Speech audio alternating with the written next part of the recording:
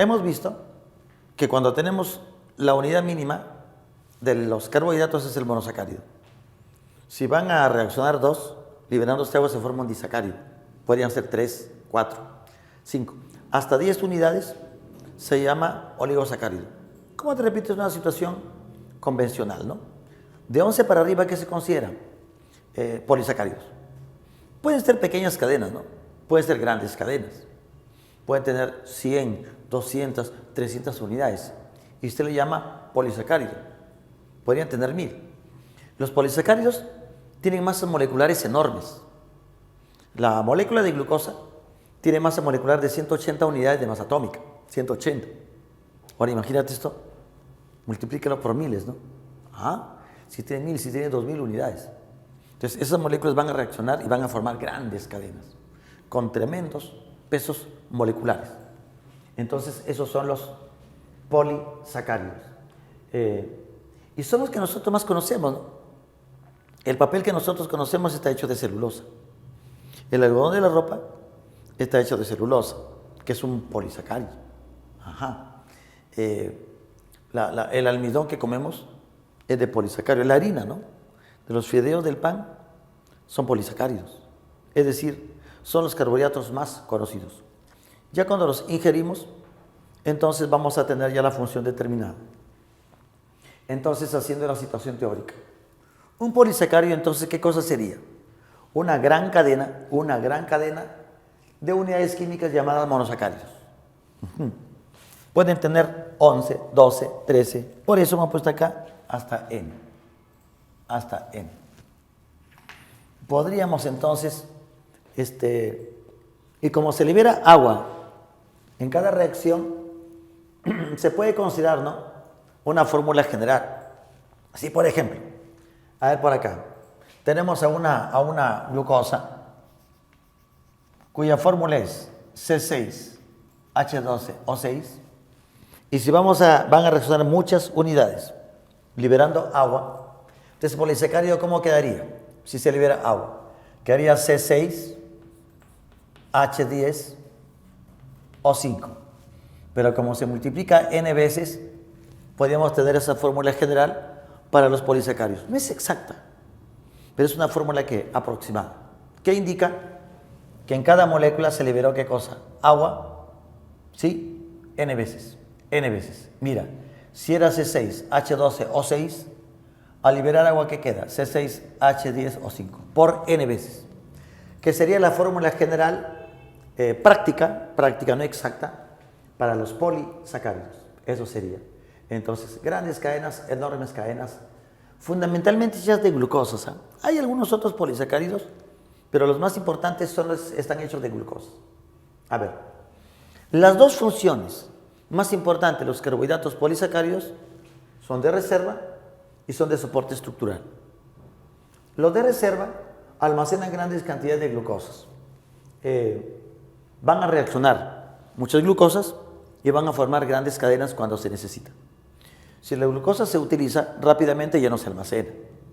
Pero si hay disponible más glucosa de la necesaria, el organismo la va a almacenar. En las plantas sucede lo mismo. Entonces, mira, esos son. Los de reserva de glucosas van a formar cadenas lineales y ramificadas con enlaces alfa. O sea, glucosa en la misma posición. Digámoslo así. El almidón es el más conocido de los carbohidratos polisacáridos. El más conocido, aunque no es el más abundante, ¿no? El más abundante es la celulosa. Pero el almidón lo comemos a diario, en forma de pan, en forma de yuquita, en forma de camotito. Tallos como la papa. La papa es un tallo. No es una raíz tuberosa, es un tallo. Es un tallo, va a tener yemas. Esos huequitos que tiene la papita como ojitos son yemas. Y de ahí le pueden brotar hojitas y nuevos tallitos. Mira. Lo que no tiene la papa son pelos absorbentes, que sí tiene las raíces como el camote. Un camote sin raíz, porque tiene pelitos absorbentes. Una zanahoria es una raíz almacenadora. Una yuca también. ¿Cómo la reconoces? Porque tiene sus pelitos absorbentes. Si no tiene como la papa o el yuco, ¿qué serían? Tallos almacenadores. Y contienen almidón. Los granos como el trigo, el arroz, los frijoles tienen también almidón. Frutos, ¿no? El plátano tiene almidón. Ah, la palta tiene almidón y lípido. O sea, tienen almidón, bastante almidón. Y eso nos sirve para alimentarnos, pues. El almidón, ¿qué cosa nos va a aportar? Glucosa. Recordando entonces, la papa, el oyuco, forman almidón. El camote, la yuca, forman ¿qué cosa? Almacenan almidón en sus raíces. Trigo, arroz, cereales en general, tienen también ¿qué cosa? Almidón en menos cantidad. Recordando que el almidón está hecha de dos cadenas. Una cadena lineal llamada amilosa y una cadena ramificada llamada amilopectina. Esas cadenas, digamos que se van a fusionar para formar ¿qué? El almidón. Lineal y de ahí ramificada. Ese es el almidón de los vegetales. Una vez que tú te comes el almidón, lo vas a degradar, lo vas a hidrolizar por las enzimas digestivas hasta que lo conviertas en monosacáridos. Se van dividiendo por hidrólisis, se van rompiendo los enlaces y se van a obtener entonces monosacáridos. O sea que la molécula es hidrolizable. Lo que no son estas moléculas son solubles en agua, o sea, no se disuelven tan fácilmente en agua. Más bien con el calor, agua y el almidón se forma una especie de sustancia coloidal, ¿no? El llamado engrudo, que se usa como goma incluso para hacer tus cometas, esas antorchas, ¿te acuerdas? Para que hacen el aniversario de tu colegio, ahí se pega con el engrudo, el famoso engrudo. Eso es, ¿no? Bueno. El otro componente de reserva es el glucógeno. Entonces, las plantas, ¿cómo almacenan el exceso de glucosas? En forma de almidón.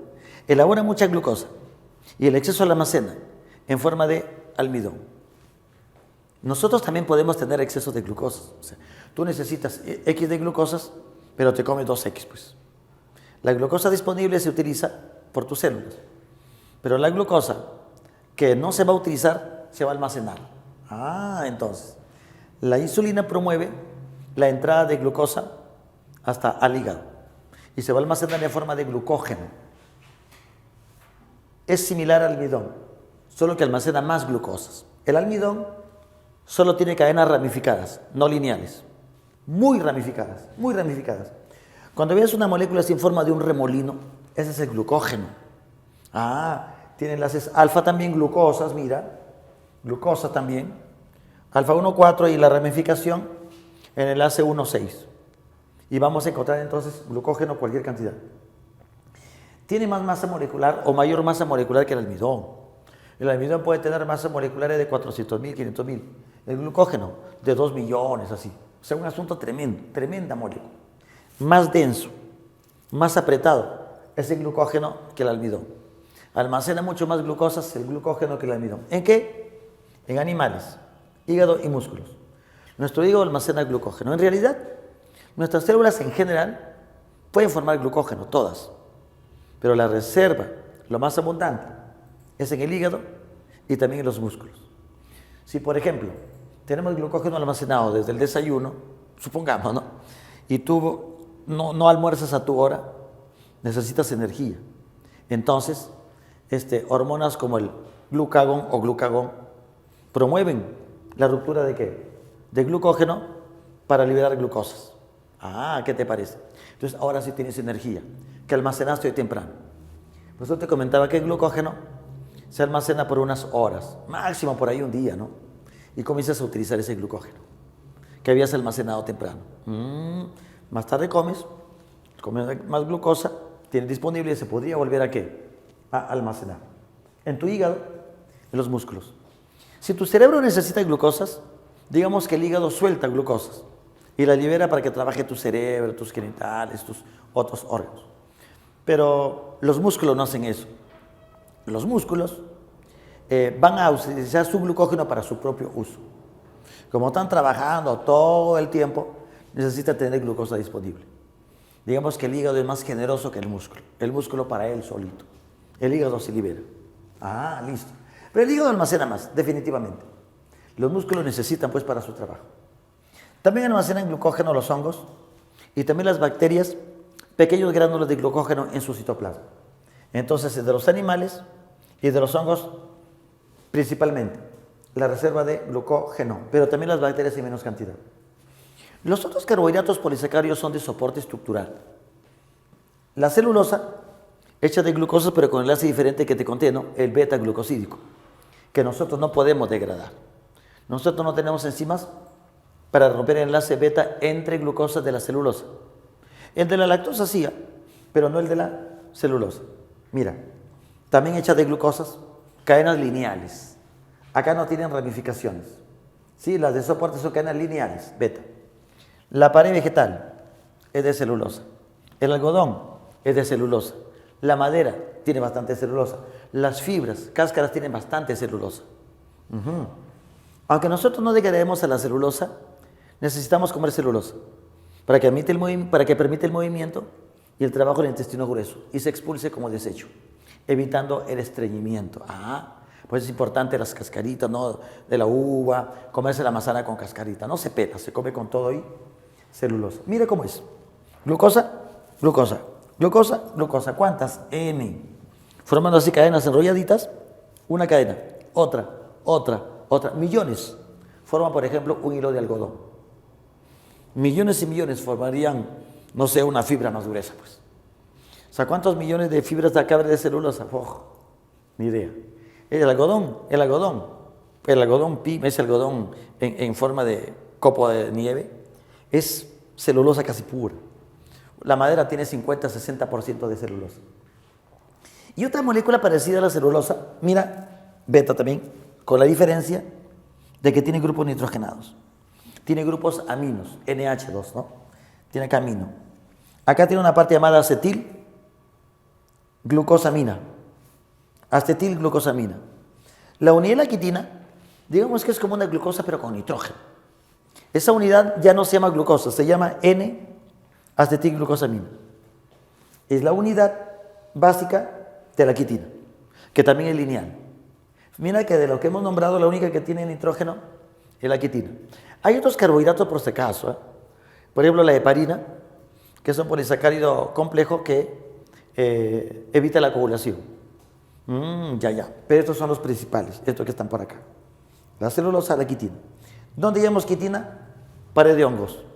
Es blandita la quitina y cuando se impregna de calcio, sale de calcio, va a dar dureza, como el exoesqueleto de los cangrejos, de los artrópodos en general, de las arañas, de los insectos, de los crustáceos. Entonces ahí encontramos ¿qué cosa? Quitina, cuya unidad es N-acetilglucosamina. En síntesis, los carbohidratos polisacáridos más importantes tienen función de reserva, almidón glucógeno, y función de soporte, la celulosa y la quitina. La mayoría tiene unidades de glucosa, la quitina tiene unidades de N-acetilglucosamina.